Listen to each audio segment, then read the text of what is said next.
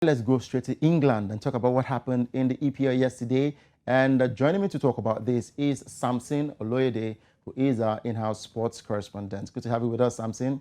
Thank you so much for being here. All right, so I would like to put you on the spot. What football club do you support? Pardon? What football club do you support? AC Milan. Oh, right.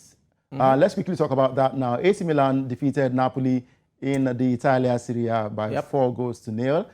Would you take that as a statement win, or do you think Napoli were impinging the hide leg, looking forward to the Champions League? Well, you would probably want to figure out both sides. For Napoli, they were missing, Nigerian striker Victor Osimhen, and that's, a bit of firepower less in terms of their offensive outlets. Having said that, you also have to, give kudos to how AC Milan fared on the night. I think it was a comprehensive display from them in terms of the result as well as the performance. It's a fight for them in terms of top 4 finish. The title defense is over. For Napoli, it's about trying to maintain their schedule going forward, especially the UEFA Champions League, where both sides would meet again. All right, we'll see how that goes for AC Milan and Napoli. But staying with the Serie A now, let's talk about the Coppa Italia game that went down yesterday between Juve and Inter Milan. It ended 1-1, and it had a whole lot of controversies in that one. Now, for Juve, it was reported that Inter Milan striker Romelu Lukaku was racially abused, especially when he scored that 95th minute penalty, and he celebrated in front of home fans, where he told them more like it was more like a shut up sign to the home fans. It was not necessary for Romelu Lukaku. I think he should have actually reported the case to the officials and allowed them take it up from there. Well, in the Italian Serie A, you should understand that the issues of racism over the years have not been dealt with appropriately as it should.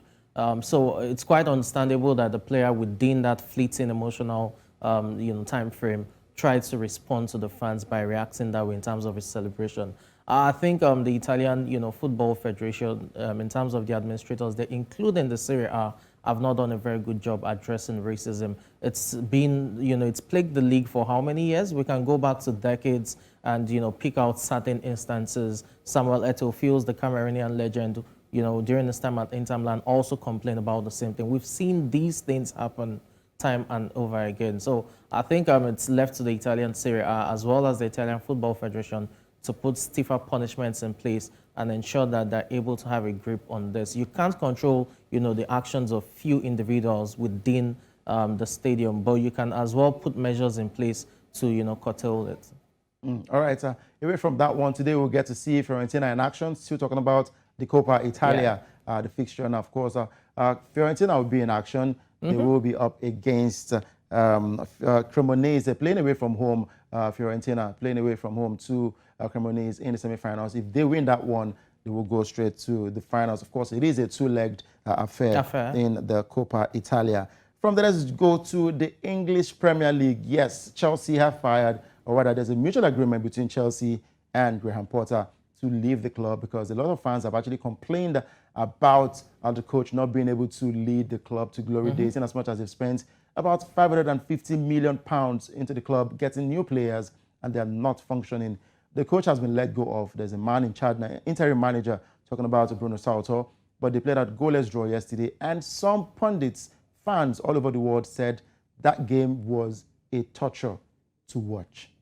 Yes, it was a drab encounter, no doubt about it. It was good to see Kante, back in that kind of form. But I think for both sides, it leaves so much to be desired, especially for Liverpool Football Club, who are still trying to chase the top 4 finish. I think Chelsea would have probably resigned to fate that they won't make Champions League football next season from the league standings. When you look at both sides this season, it's quite worrisome how they've fallen off, especially Liverpool that pushed Manchester City all the way to the championship race last season, just the point separating both sides.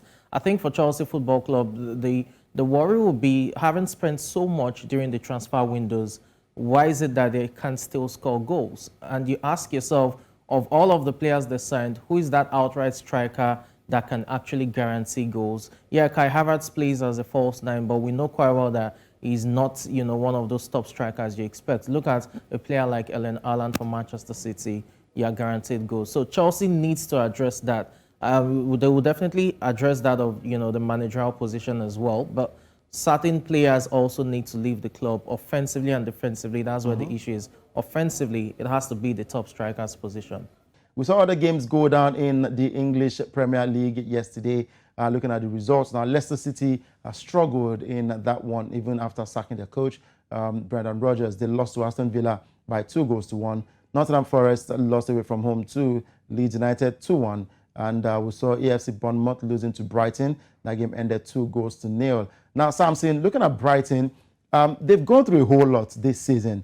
They've gone through managers leaving the club, quality players leaving the club, and also a quality player who was under a lot of pressure to leave, talking about Caicedo. And they still had what it takes to beat teams and struggle. And they're on the verge of qualifying for Europe. Remember, they lost one of their best players in Leandro Trossard, who went over to Arsenal. But they are on the verge of qualifying for European places.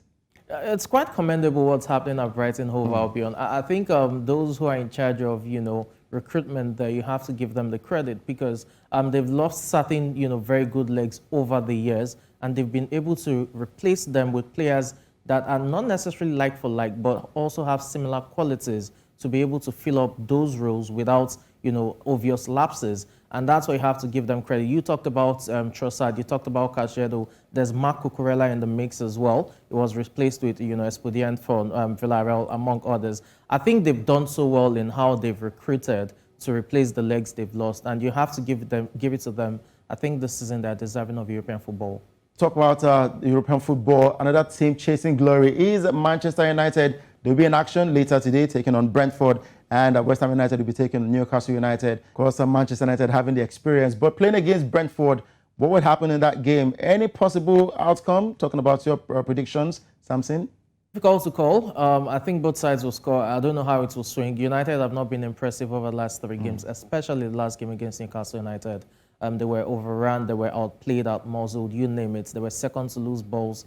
It was just not the kind of performance you would expect. And Brentford has that intensity as well to their play. So it's really difficult to tell, really. All right, we'll see how that goes for Manchester United taking on Brentford. Now let's switch to Spain. Talking about the Copa del Rey, we'll see a major one go down today, the El Clasico. Yes. Well, for Barcelona, they have a 1-0 advantage over Real Madrid. And for Madrid, is this something they can turn around against the Barca today? Well, they can turn it around, but the only concern will be how many goals have they scored against Barcelona this season, during the various classical matches we've seen this season. They are scoring goals against other opponents, but against Barcelona, they're finding it difficult to, score goals. Remember, Ter Stegen still has the record across Europe's top 5 leagues when it comes to clean sheets this season. So I think it will be very difficult, but if Real Madrid gets their noses in front, then they will fancy their chances of turning this around. And rumors that the coach, talking about Ancelotti, will be leaving at the end of the season. If he leaves, is there any name in one of these coaches who are available right now? Any one of them you believe will take the job? Well, quite a handful. Zidane can be lured back. I know he's had 2 stints at the job, and this is a club he loves so much. Who says he can't have a third bite at the cherry? There are also other top names. And you know the way it works sometimes. If Real Madrid really needs a coach, they can easily buy out his contract from whatever club and then force him down to the Santiago Bernabeu. It's difficult to look at a specific name now, but I think Zidane will definitely be in the running once again. Alrighty, moving away from Spain, let's go straight to Germany, talking about the DFB Cup. Well, Bayern employed a new manager, a former manager for Borussia Dortmund and Chelsea, talking about Thomas Tuchel. But yes, they did win one of his first game in the Bundesliga, but against Freiburg in the DFB Cup, they lost that game 2-1. Should we say Bayern are not concerned about the DFB Cup? They're concentrating on the Champions League because their next game is against Manchester City. Well, I think it's both things. The coach definitely has an eye on that game. It's a big one against Manchester City. So he'll probably, try to rotate his squad. Having said that, you also look at Bayern Munich this season. They've been inconsistent. The results have not been consistent. And that's even reflecting on the league. They're top of the table quite all right. But it's not the 10 or 14-point margin that we've seen in recent years. So I think it's a combination of both, really. Right, a combination of both. We'll see how that goes for Bayern in the Champions League. In as much as they've lost to Freiburg in the DFB Cup, we believe they can actually bounce back, especially with their new manager, Thomas Tuchel. Thank you very much, Samson, for joining today. Thank you very much.